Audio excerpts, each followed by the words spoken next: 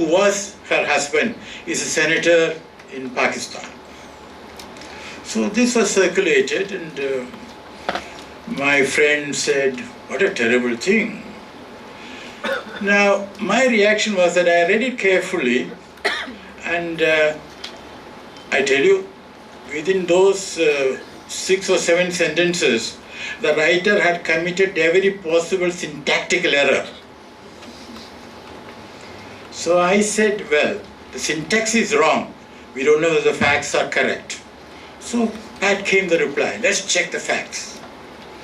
I spoke to a good friend, Undersecretary in MEA, who spoke to the High Commission. Now, there is no such person as First Secretary in the High Commission, no such person even as a local recruiter, no such person in the Indian Foreign Service. So one has to be very careful. Now, another characteristic, the big picture of the world, India also is included, is a shortage of critical reasoning. I'll give you one example, Indian example. Till recently, many political leaders and many media pundits are telling us India had overtaken China in GDP growth rate.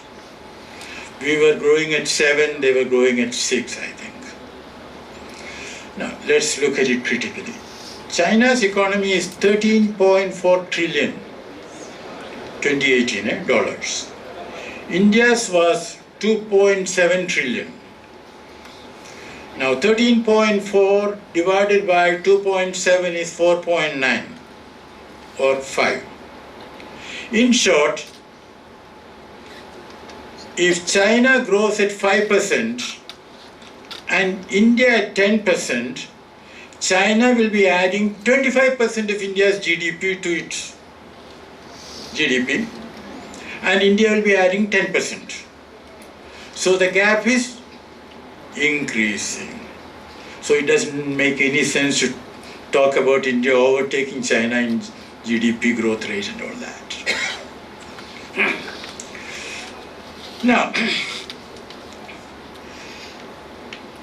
third characteristic is careless choice of words. President Trump wanting to mediate on Kashmir and claiming wrongly that PM Modi had asked him to do so. I'll come to this a little later about this Kashmir and mediation and all that. Another characteristic, the number of people who are hungry, who don't get enough food, is 820 million. The number of people who are obese and overweight is almost 1 billion. Now, this was the same number when I was in Rome and 98, 99, when we were discussing the Millennium Development Goals at the FAO. So we have been running on the running but on the spot. Of course, FAO is very clever. They will say that the proportion of those who are hungry has come down. That's a bureaucratic trick, you know. We always know how to put things differently. Now, let's dig a little deeper.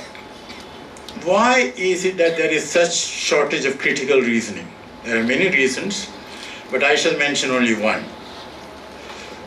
Or we all have heard of Lord Francis Bacon, Lord Chancellor of England. Now, he used to take bribes from both sides, the litigants. And when he was accused, he said, well, it doesn't affect my judgment because I take from both. But I want to go further. He spoke in his Novum Organum of the 4 types of idols whom we are worshipping wittingly or unwittingly. Idols of the tribe, cave, marketplace, and theatre.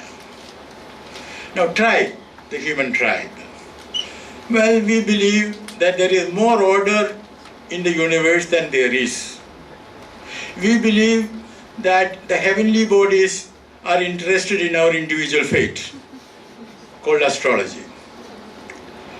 Though it started in Babylonia.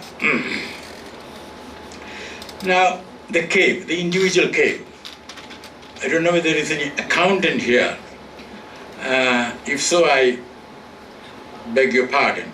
But an accountant is likely to believe that balancing the book is the most important thing. The company may be going down, but you balance the book. Now comes the marketplace. That is what we pick up from the media and from others. Best example is India overtaking China. The last is theatre, systems of philosophy, which are never questioned. For example, for a while, Newtonian physics, time is invariable, till Einstein corrected it. Now, to move on. India became independent in 1947 after a long freedom struggle led by Mahatma Gandhi. For the first centenary, we are now celebrating 150th anniversary of his birth. I was in Madagascar and I had spoken at the Charles de Gaulle University. It just happened that I had to speak in French, and my teacher sitting on the front row, well, she was worried that she might have a heart attack. She survived. Now, let's apply some calm reasoning. Could India have got independence in any other way?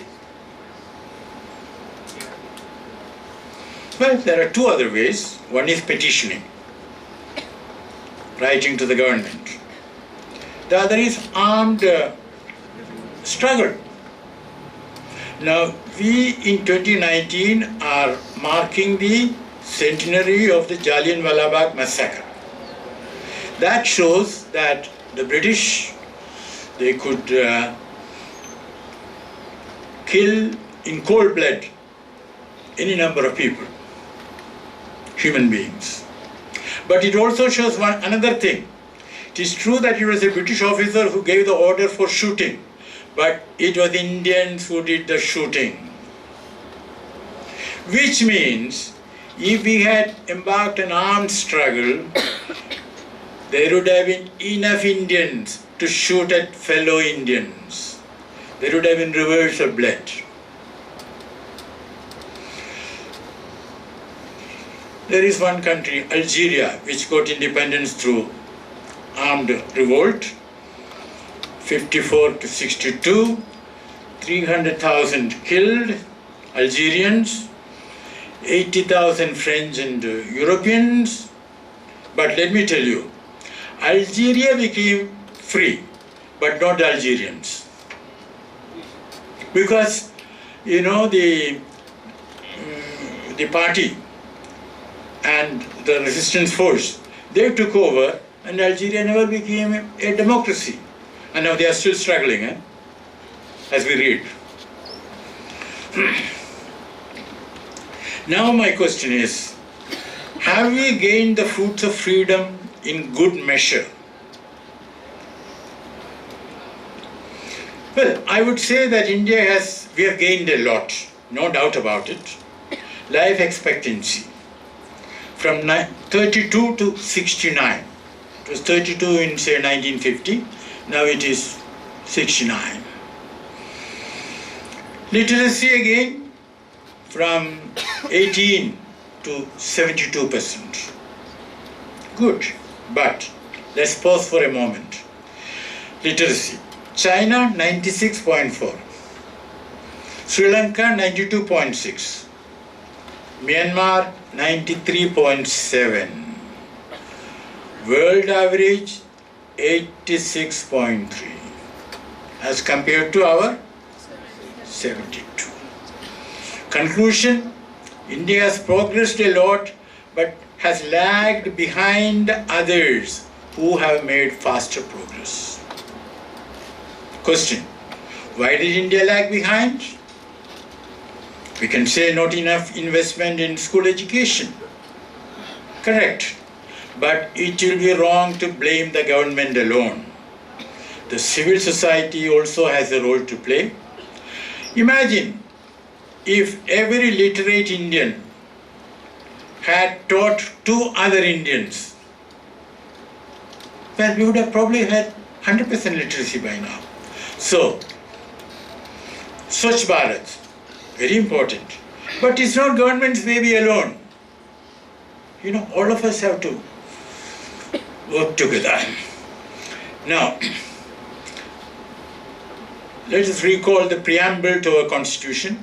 We, the people of India, having solemnly resolved to constitute India into a sovereign, socialist, secular, democratic republic, and to secure to all its citizens justice, social, economic, and political, liberty of thought, expression, belief, faith, and worship, equality of status and of opportunity, and to promote among them all fraternity, assuring the dignity of the individual and the unity and integrity of the nation. Now, just an observation on the first 5 words, we the people of India. I don't know where they got it from, but another document, and that is the United Nations Charter. We the people of the United Nations, determined to save succeeding generations from the scourge of war, and so on it goes. Now there, the original draft was the high contracting parties, quote unquote. That was the language of the League of Nations.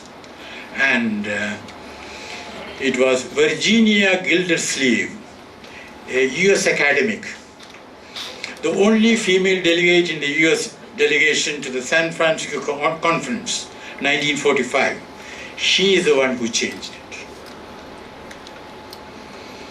But if you look at the UN website and all that, you may not find any mention. Now, justice. We all know the case of Pelu Khan. Justice is yet to be rendered. Now, mainly, the police did not act correctly. There is a need to de-brutalize the police. In fact, in Kerala, my friend DGP Hormis Tarakan, he had headed a mission to de-brutalize the police. But I'm sorry to say that the Kerala police needs to be further de-brutalized. Now, coming to police reforms, let me give you a quotation. The police force is far from efficient. It is defective in training and organization. It is inadequately supervised. It is generally regarded as corrupt and oppressive. And it has utterly failed to secure the confidence and cordial cooperation of the people. Can anyone guess when it was written? 1902. 1902, A.H.L. Fraser, chairman of the Second Police Commission, he wrote it. Have things changed much? Despite the Gore Committee on Police Training, the Ribeiro Committee, Ribeiro the founder, on police reforms, the Padmanabhaya Committee, Prakash Singh versus Union of India, the SC directions, and Soli Sarabji Committee. Now the point is this, what is required is not a proliferation of committees and recommendations. What is required is doing right. And there, I will not expand on it, Why should the politician, the minister, have any say in the transfer of police officials? It should be done within the police. Now, there is no point in blaming the Indian Police Act 1861 for that. You know. Now, I want to say a word about the interface between the judiciary and the executive. In the US, the president nominates the Supreme Court judge, and they are for life, but the Senate has to ratify it. There is a Senate Judiciary Committee which holds hearings, very exhaustive. In India, the operative article 124(2) reads, every judge of the Supreme Court shall be appointed by the President by warrant under his hand and seal, after consultation with such of the judges of the Supreme Court and of the High Courts in the states as the President may deem necessary for the purpose, and shall hold office until he attains the age of 65 years, provided that in the case of the appointment of a judge other than the Chief Justice, the Chief Justice of India shall always be consulted. Now, what does consultation mean? Does it mean consent? Not according to the dictionary. Now, there is a collegium. Well, there is no mention of the collegium in the Constitution. And suppose the President wants to consult somebody who is not in the collegium, as he may. So, something is to be done. Eh?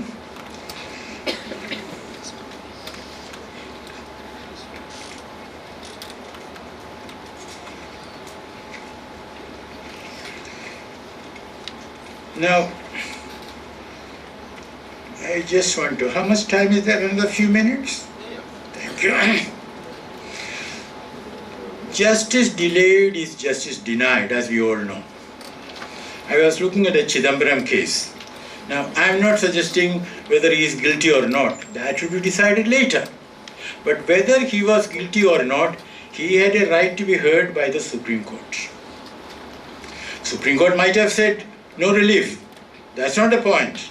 Whatever be the verdict of Supreme Court, he had a right to be heard. But that didn't happen. Now, another point about the justice system. When I was Joint Secretary, Gulf, I got a letter from Chief Secretary, Kerala. A Malayali had left Saudi Arabia and without getting all his dues. So he went to the district magistrate somewhere in Kerala, who summoned the Saudi king, issued summons to the Saudi king.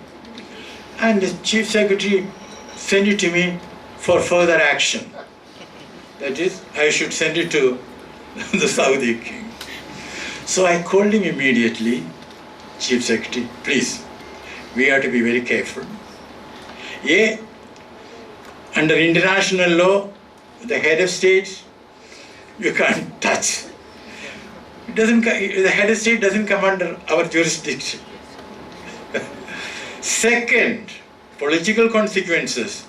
If the media gets to know about it, and if the Kerala media or anyone else puts it out, please remember, 80,000 Malayalis are there in Saudi Arabia.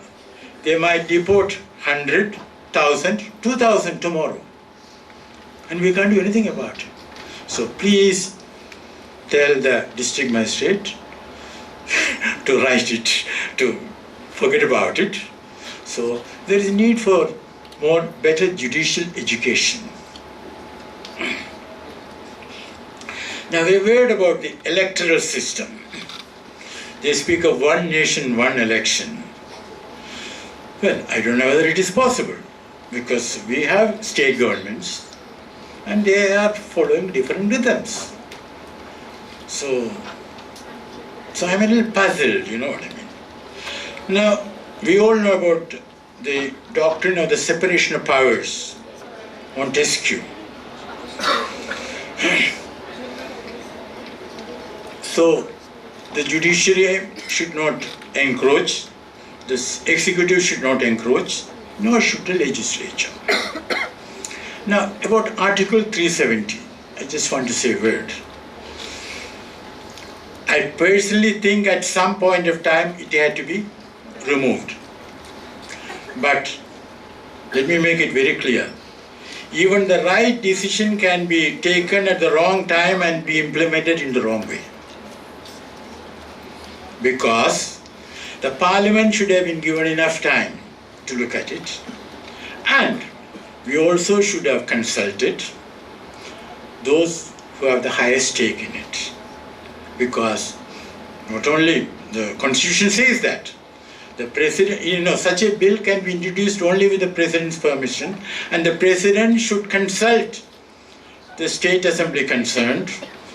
He is free to ignore their recommendation, but he should consult, and constitutional procedures are sacrosanct. If we breach them, we shall be in trouble. Now, politically speaking, I personally think that the diplomatic fallout we can handle, whether in the Security Council, Human Rights Council, the Islamic organization, well, we can handle. But what is most important is what happens in the Kashmir Valley.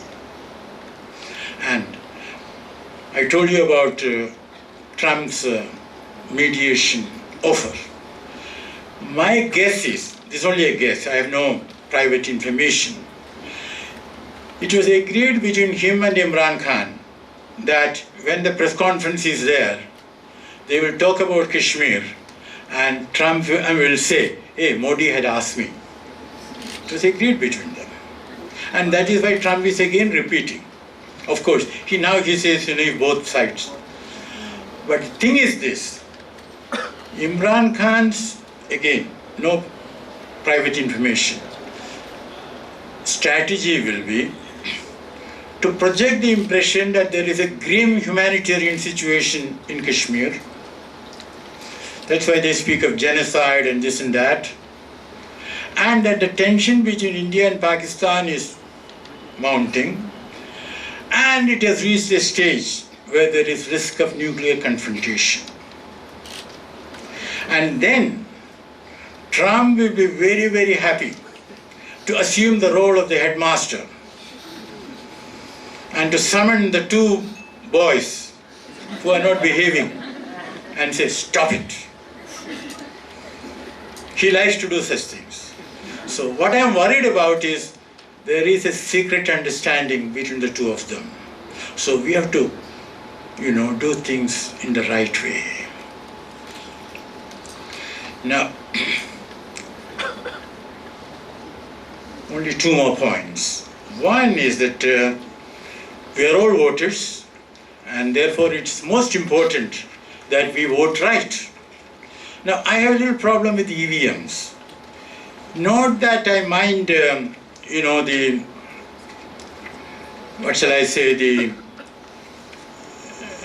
believe that, somebody is sort of manipulating. We don't know. But, in any democracy, if I am a voter, I want to know, I want to see that my vote is correctly recorded. And if you have the VVPAT, and then counting such a minuscule number of VVPATs and corroborating, no, that's not good enough. Some of us retired civil servants had gone to the Supreme Court on that. We didn't get justice. And in Germany, the Constitutional Court decided, no, we can't have EVMs because the voter has to know. So there is a debate going on there. Let us see. But meanwhile, I think we have to, discuss this further. Now, I just want to make a comment about sealed envelopes. Electoral bonds, That is, a corporate body can put in money and buy electoral bonds and give it to anyone and not tell anyone to whom it was given. Now, that information was given to the Supreme Court in sealed envelopes. I've never understood why it should be in sealed envelopes. Well, what do they say? Suggestio falsi, suppressio veri. Suggest the false and suppress the truth. But, when you conceal the truth, you are suppressing the truth, and therefore you are suggesting the false. Now, as voters, we have to vote right. And how do we do that? I think the only way is think of Gandhiji's talisman. And Gandhiji said,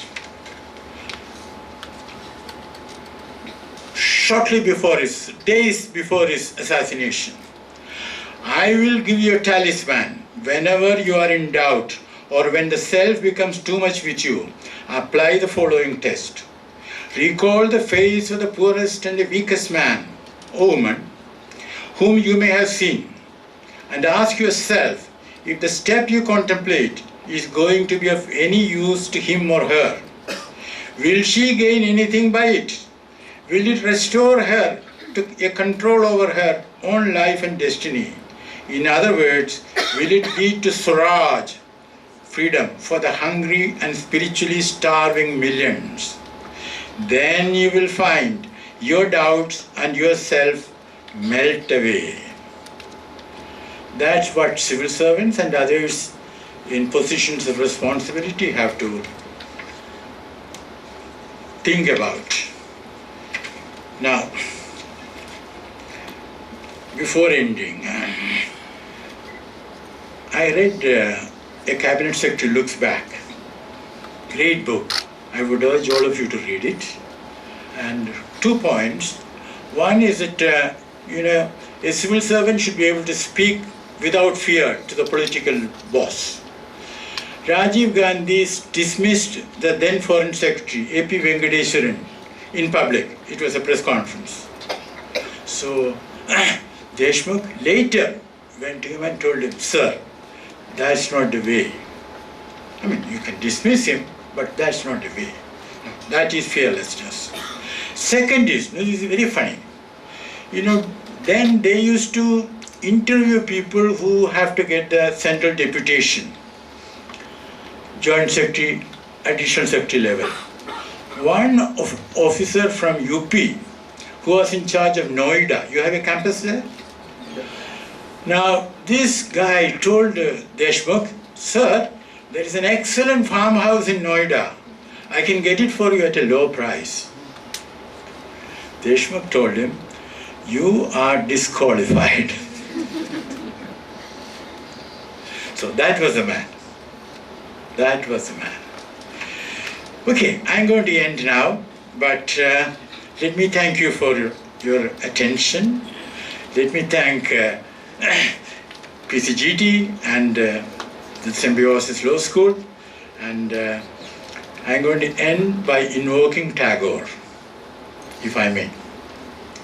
Where the mind is without fear and the head is held high, where knowledge is free, where the world has not been broken up into fragments by narrow domestic walls, where words come out from the depths of truth, where tireless striving stretches its arms towards perfection, where the clear stream of reason has not lost its way into the dreary desert sand of dead habit,